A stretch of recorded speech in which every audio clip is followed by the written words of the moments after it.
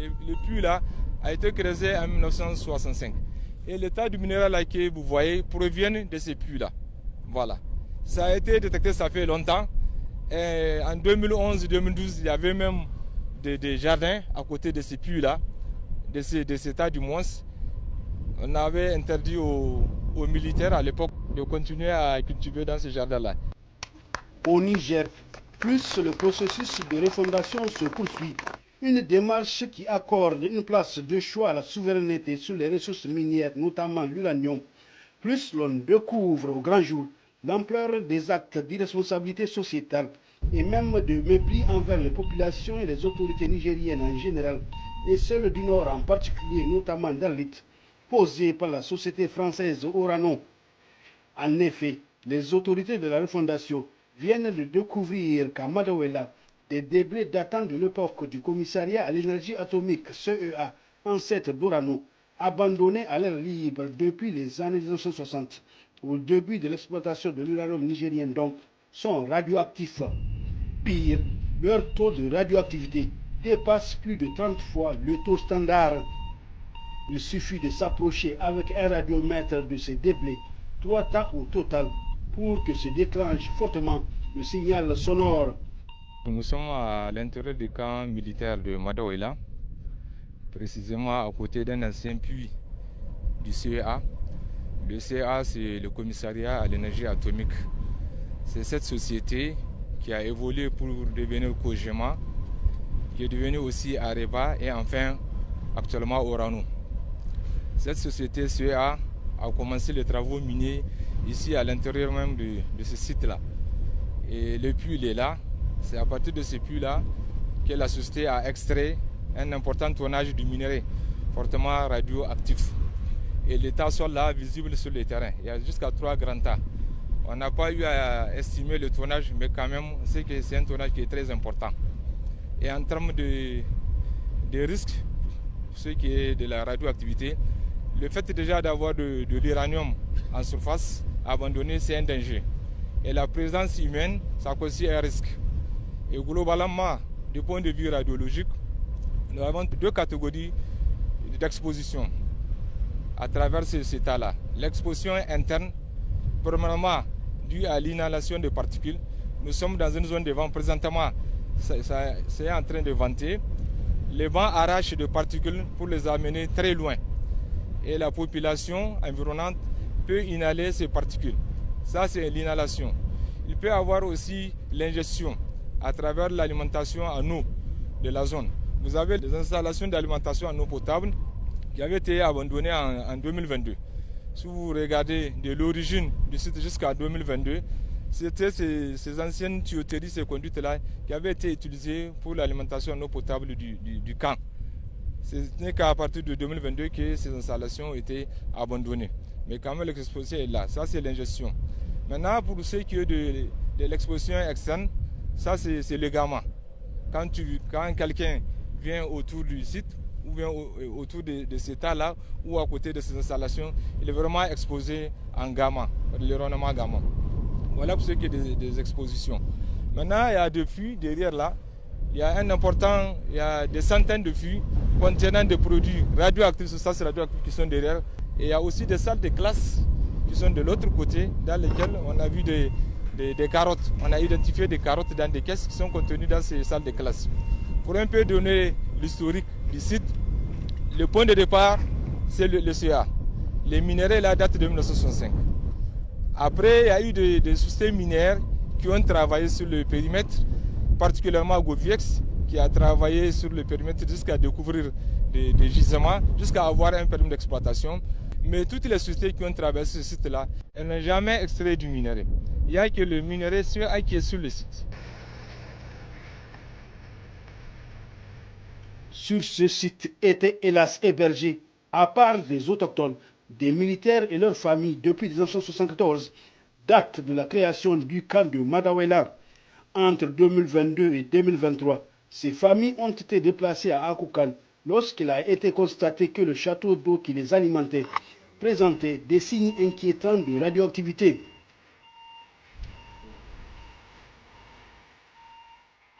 Beaucoup de personnes ayant vécu à Madawela sont décédés de maladies graves et plusieurs d'entre celles qui sont encore en vie souffrent de maladies difficilement diagnosticables. Le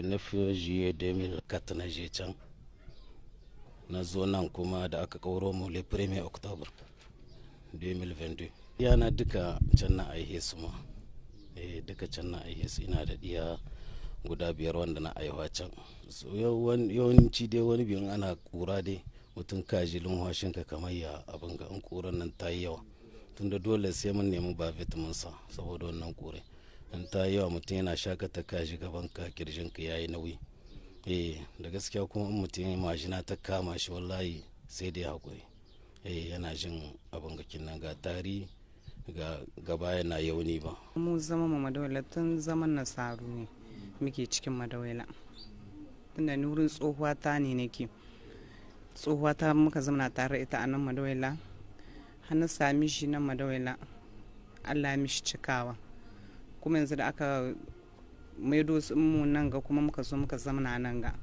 ita ma Allah ya mata cikawa kawar shi lahiyar ta ka haya ɗauko ta daga cikin gida a kata bakin uwa ya bugon zuciya ta ta yaka bugawa an yi ta radiyo ba a ga komi ba. J'étais venu à Madawaila en 1991. Donc à l'époque, nous, on ne savait pas s'il y a un danger. On vivait, on faisait des jardins. Il a fallu l'arrivée de Gouviex pour que nous, on puisse savoir ce qui se passe. Et moi, je me rappelle bien que j'étais tout juste avec eux et l'appareil de mesure s'est claqué. Et l'autre qui tourne vers moi, il me dit, mais est-ce qu'il y a des gens qui vivent ici? Je lui dis, effectivement, moi qui suis ici avec vous là, je vis ici actuellement. Il me dit, mais c'est pas vrai. Il s'est penché un peu, il a pris une façon pierre, il me dit, tu vois ça là? Il me parle en anglais. You see that? And I say to him, yes. C'est Yekimene. Tu sais de quoi il s'agit ici? C'est de l'uranium pur. Je dis quoi? Il me dit c'est de l'uranium pur ça là. Moi-même qui suis là, je pense que une fois j'ai eu à claquer, je me suis réveillé un matin sur mon lit. Je voulais regarder en haut, je vois le lit qui tournoyait comme ça là. Il a fallu l'intervention de ma femme qui a pu me tenir. Et le jour là, on a pu me prendre, on m'a pris dans une ambulance pour m'amener à l'hôpital. J'ai fait quelque chose de 4 à 5 jours avant de revenir à la maison. Et cette même chose s'est produite encore quelques années plus tard. Le 29 août 2017, na zo nan gauran na zuwa har cikin Madawaila. Inda ni da kaina nan yanzu shekara ta 5 kenan ko ina ban na zuwa. Da gaskiya sai Allah shi yake jarabta bawan shi yake komai, amma na yi paralyze ne da kake gani na haka tsaye Allah ne ya tada ni shi kare. Inda kasan ana naɗe tabarma haka nake wanga kotan na ba abin da yake a zaman da nake yanzu ban zuwa ko ina gida sanda kawai Allah shi yake kula da saboda abin ne sai hankali sai hankali. À la direction départementale de la santé et de l'hygiène publique d'Arlit, les propos de ces anciens locataires du camp sont confirmés. Les maladies que nous rencontrons aujourd'hui à Arlit, nous pouvons citer les infections respiratoires, parce que l'uranium quand même a des effets sur le système respiratoire. À ce titre, nous rencontrons beaucoup de maladies respiratoires, notamment les rhinopharyngites. Aussi, nous avons les maladies qui sont directement liées au fonctionnement de l'appareil circulatoire. J'allais dire les maladies qui sont liées au sang, Donc ici, il est vrai que toutes ces maladies que j'ai citées se rencontrent ailleurs, mais aujourd'hui, sur le plan statistique, nous avons en tout cas des cas qui sont beaucoup plus élevés, exponentiels par rapport en tout cas aux cas que nous rencontrons ailleurs. Donc parmi ces maladies, nous avons les anémies. Ici à Lutte, nous rencontrons beaucoup d'anémies qui certains sont en tout cas liés à l'uranium. Si je dis anémie, on parle surtout en termes clairs des cancers du sang que nous appelons communément les leucémies. Donc aujourd'hui, on rencontre en tout cas à Lutte beaucoup de cas de leucémie. Nous avons aussi les cas d'hypertension artérielle. Là aussi, les cas sont énormes. Nous avons les cas de diabète. Ça aussi, c'est des maladies en tout cas que nous rencontrons de façon exponentielle par rapport au reste du pays. Donc nous avons aussi les maladies rénales. Ici à Lutte, nous rencontrons aussi beaucoup de cas d'insuffisance rénale qui, en tout cas, souvent peuvent être liés à cette exploitation de l'uranium. Vraiment, c'est les maladies que j'ai citées, mais en dehors de ça, il y en a d'autres aussi. Nous avons les cas de dermatose, les maladies de la peau. Les maladies que j'ai citées plus haut sont des maladies qui sont fréquentes et chez les adultes et chez les enfants. Même les cancers du sang dont j'ai parlé, notamment les leucémies, ça se rencontre même chez les enfants. On a aujourd'hui des enfants qui, en tout cas, nous faisons des transfusions sanguines de façon régulière. C'est vraiment des enfants qui sont devenus des rats de l'hôpital, comme on a l'habitude de le dire, qui font des va-et-vient. C'est des enfants qui, chaque mois, ils viennent pour prendre leur dose de sang et retourner. Des militaires, leurs familles et des autochtones ont été pendant plusieurs dizaines d'années donc exposés aux risques que représente la consommation d'eau et d'aliments et l'inhalation de l'air contenant de l'uranium. Au cas où l'eau est chargée, donc à une dose supérieure à la norme mondiale, nous avons la dose OMS qui est de 30 microgrammes par litre. Donc, si l'analyse s'est avérée que cette dose dépasse et est supérieure à 30 microgrammes par litre, alors il faut procéder à des traitements avant donc de boire cette eau-là ou bien carrément abandonner. Les risques que peut présenter une eau contaminée donc en uranium, une eau chargée donc d'uranium, peut présenter plusieurs risques. Donc nous avons des risques chimiques liés à la toxicité donc de l'uranium.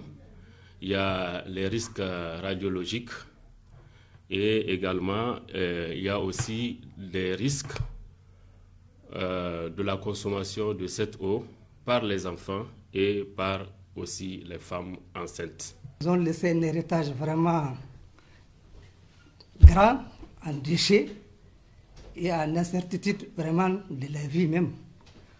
Parce que, il faut le dire, déjà la contamination a gagné le terrain. Et voilà la découverte du fût au niveau de Madawela. Ce sont des fûts dangereux qui contiennent des substances dangereuses. Et là encore, c'est dans une compagnie. Il faut voir les gens qui ont été victimes de ces déchets-là.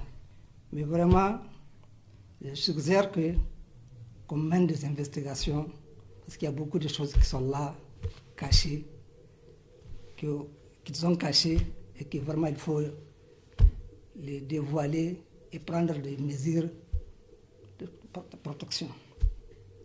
Sinon, par rapport à ça, au niveau de l'environnement, déjà on a une loi 98-56 du 29 décembre de 1998. À ce niveau, on a tout dit, on a tout prévu. Pour l'IRPR, donc il y a les principes de prévention, les principes de précaution, les principes de subsidiarité. Donc tout est dit. Vraiment, si ces sociétés-là se sont vraiment mises en marche avec cette loi-là, il n'y aura pas ces dégâts aujourd'hui. Mais malheureusement, on n'a pas tenu compte de ça. Et on ne peut que vraiment contempler les dégâts qui sont déjà causés par ces sociétés-là. Pourquoi des produits contaminés à cette hauteur ont-ils pu être laissés à l'abandon, sans traitement et sans aucune mesure de sécurité? Une telle négligence ou mise en danger des populations est-elle imaginable en France? J'ai visité un peu les anciennes mines françaises. J'ai visité les anciennes mines allemandes. Donc, nulle part, ce n'est pas acceptable ce qui est fait ici. Et je vais vous dire une chose. Ici, là, parce que moi, je suis quand même président fondateur de l'ONG Agreement pour la protection de l'environnement et le mieux-être, que nous avons créé donc, dans les années 98, quand on avait constaté la disparition de nos collègues qui travaillaient dans les postes les plus exposés. Et donc, du coup, quand on regarde un peu, on fait des déclarations où on saisit, mais ce n'est jamais Orano qui nous répond, c'est le ministre des Mines qui nous répond. Et pensez-vous, s'il vous plaît, qu'aujourd'hui, en France, si la société civile fait une déclaration pour une société, c'est un ministre qui va venir répondre? Non, non, nous ici, quand on déclare, quand on dit Orano a un comportement ceci, c'est le ministre qui dit non, non, non, taisez-vous, etc., vous racontez de n'importe quoi, ce n'est pas ceci, vous faites peur aux gens, etc. Donc, on a vécu cela comme ça. Il faut dire que Madaouela fut en effet le premier site exploité par la CEA, devenu Cogema en 1976, puis arrivant en 2001 et Orano en 2018. Ce site a été abandonné sans jamais être traité avec tout ce que cela comporte comme conséquences fâcheuses pour l'environnement. Mais si la France a poursuivi sans être inquiétée l'exploitation sauvage de l'uranium nigérien à travers la Somaïre à partir de 1971 et Cominac à partir de 1978, c'est parce qu'elle a bénéficié du soutien et de la complicité des autorités d'antan, mais aussi et surtout de l'ignorance de la majorité de la population. Les rares acteurs de la société civile qui ont eu à interpeller régulièrement la société française n'ont jamais eu le soutien de l'État. Aujourd'hui, ils se réjouissent de la dynamique en cours dans le secteur minier. Madaouela, c'est un site totalement radioactif. Il est totalement radioactif. Il est impensable de mettre des militaires sur ce site-là. C'est impensable. On les a trouvés, même le militaire qui était en faction, il était sur un tas de minerais très radioactifs. On a regardé dans les écoles, il y a 10 ans, on a regardé dans les écoles, dans les bureaux, partout. Et même les robinets de l'eau étaient radioactifs. Les robinets étaient radioactifs quand on a été. Un rapport existe sur cette affaire-là. Heureusement que les militaires ont été déplacés il y a 2 ans. Mais ils ont déjà, chacun d'eux a consommé ce qu'il doit consommer. Je pense qu'il faut revoir cette carte-là. Je pense qu'il faut prendre ça en compte, que les militaires ont consommé de la radioactivité. C'est sûr qu'il y aura des impacts sur leur famille, sur eux-mêmes, ceux qui sont restés là-bas. Il faut s'interroger sur ce qu'ils ont laissé. Ce qu'il faut noter, au fait, c'est le dessein près d'Orano. En réalité, c'est leur jeu comme ça. C'est d'abandonner les sites dès qu'ils sentent qu'ils ont pu quand même prendre l'intérêt économique de ce qu'ils ont à faire. Donc l'abandon là, ça fait partie de leur jeu. Et nous savons très bien que, et la loi le prévoit, quand ce genre de situation, quand vous arrivez à venir dans un pays et que vous voulez exploiter quand même les richesses de ces pays-là, c'est vrai, il y a des conventions qui sont signées avec l'État et ces conventions font que chacun puisse gagner de part et d'autre quand même du profit. Mais malheureusement, qu'est-ce qui se passe? C'est que lorsque la partie Orano a pu prendre son profit, elle a abandonné ses déchets pour le Niger. C'est que décevant, c'est que ces déchets-là, ce n'est pas des déchets qu'on peut laisser et ramasser dans un, comment on appelle ça, que les plastiques et aller jeter quelque part. Non, c'est des trucs qui sont radioactifs, qui ont des rayons gamma et qui, calmement, doucement, c'est-à-dire tuent à petit feu tous ceux qui sont exposés là-dedans. Et ce qu'il faut retenir par rapport à ça, c'est que normalement, on devrait y avoir du réaménagement du site. C'est-à-dire qu'on devrait quand même faire des travaux pour pouvoir réparer, c'est-à-dire remettre en ordre et en bon état quand même cet endroit-là au lieu de laisser. Ça veut dire que si ça a été abandonné, ça veut dire que ça a été fait exprès et c'était le dessein, comme je l'ai dit, d'Orano. Je pense que l'État doit taper fort. L'État doit aller loin. Nous avons la chance aujourd'hui que le ministre a pu quand même réagir, le ministre de Mines a pu réagir, les ministres de la Justice ont réagi par rapport à cette question. Je pense qu'il va falloir aller loin pour qu'on puisse quand même, ne serait-ce que dédommager l'État du Niger, en particulier la population d'Arlit. Parce que je ne peux pas comprendre qu'on puisse dire qu'après 50 ans d'exploitation, aujourd'hui on n'a pas de route, on n'a pas une OSN, on n'a pas un hôpital digne de lui-même qui puisse quand même prendre en charge ces malades-là. Il n'y en a pas. Et dire qu'aujourd'hui que c'est une ville où Orano elle prétend être meilleure, elle peut être championne pour ce qui est de l'environnement, de la protection de l'environnement, c'est qui est faux. C'est vrai que c'est dans l'ignorance des Nigériens, mais ce n'est pas dans l'ignorance de la CA, l'ancêtre de Kojama, l'ancêtre d'Areva, l'ancêtre d'Orano. J'ai dit, c'est fait sciemment. On l'a toujours dit, nous, dans nos communications, que l'uranium nigérien est sauvagement exploité. Sauvagement, pourquoi? Parce qu'on ne respecte pas les normes, si vous voulez, nationales et internationales en la matière. La responsabilité peut être à presque deux niveaux. Le premier, c'est-à-dire, c'est les premiers responsables, c'est d'abord la société qui a exploité l'endroit ou bien qui a fait des recherches. C'est eux les premiers fautifs parce que dans la convention, ils ne devaient pas laisser des sources radioactives, en tout cas de ces genres. Le camp militaire que vous voyez là, il est sous une mine. Donc c'est pour eux qu'à l'intérieur même, ils ont laissé d'autres choses. Peut-être vous avez vu que c'est en surface, quoi. Mais personne ne sait maintenant qu'est-ce qui s'est passé dedans. Parce que la mine là, au début, auparavant, ils venaient charger les minéraux directement dans les avions amenés directement en France, ils ne les traitent pas ici, quoi. Donc ça fait longtemps qu'ils prenaient l'uranium, au temps où il n'y avait pas au fait, les usines là, quoi, de traitement, quoi. Le deuxième responsable, c'est l'État même. C'est l'État même donc, qui n'a pas un regardant vraiment sur les activités minières d'ici là, quoi. Donc quand je dis l'État, donc ce sont c'est les politiciens, ou bien enfin, c'est l'ancien régime, tous les régimes qui sont succédés, c'est un tout cas qui n'ont pas les yeux regardants, c'est ce qui se passe. Nous, société civile, on a beau crier, personne ne nous a écoutés. Voilà, maintenant on est arrivé dans une situation là où vraiment réparer, je ne dis pas que c'est impossible, mais vraiment il faut beaucoup d'efforts. À la mairie d'Arlit, on dénonce le comportement d'Orano et l'on exhorte les autorités de la refondation à poursuivre cette société française jusqu'à lui faire rendre gorge. À part les 400 filles et les classes remplies de matières radioactives, il y a aussi, n'oubliez pas qu'à la fermeture du site de la communale, il y a quand même une galerie de 600 km qui est en train de se remplir d'eau radioactive. Et 600 km, imaginez un peu, c'est la distance entre Arlit et Tawa. Donc d'ici peu de temps, nous craignons que cette contamination-là, ça ne sera pas seulement Arlit. Elle sera, toutes les nappes du Niger risquent d'être contaminées parce qu'elles sont interconnectées. Et aujourd'hui, là, on nous dit encore que c'est nous qui devons payer, alors que c'est nous qui devons quand même porter plainte contre ces gens-là, avec tout ce qu'ils ont fait. D'abord, ils nous ont volé toutes nos richesses. Nous avons été arnaqués par la France et la France doit payer aussi. Si aujourd'hui, nous avons eu la chance d'avoir des dirigeants qui ont eu le courage de dénoncer cette situation-là, je pense que nous, peuple nigérien, nous devons les soutenir jusqu'au bout.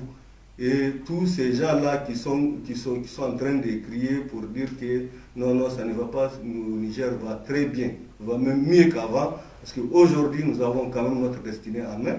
Nous pensons qu'aujourd'hui, nous savons où est-ce que nous allons. Hier, tout était flou pour nous. Même son de cloche à la préfecture d'Arlit, à qui on a laissé un héritage catastrophique, difficile à effacer. L'héritage, je pense qu'il n'y a pas grand-chose.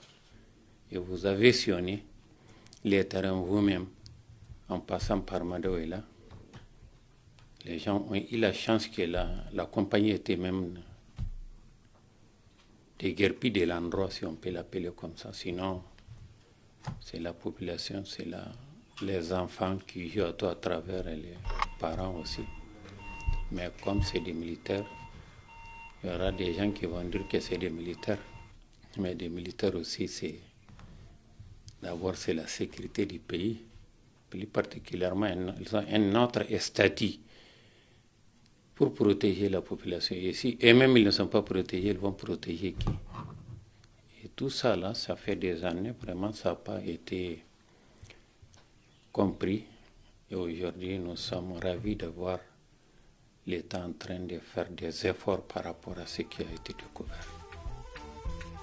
L'héritage catastrophique d'Orano à Arlit, né de l'exploitation sauvage de l'uranium nigérien, doit servir de leçon aux Nigériens de manière générale et aux autorités actuelles et futures pour les prochaines exploitations de ce minerai hautement radioactif. Elle doit aussi interpeller toute l'humanité pour que non seulement le pollueur qui est Orano ici répare les dommages causés, mais aussi et surtout pour que plus jamais ce genre de situation ne se produise. Le vrai défi est à ce niveau. Tout autre débat sur l'uranium nigérien n'est que spécieux et ne saurait par conséquent servir les intérêts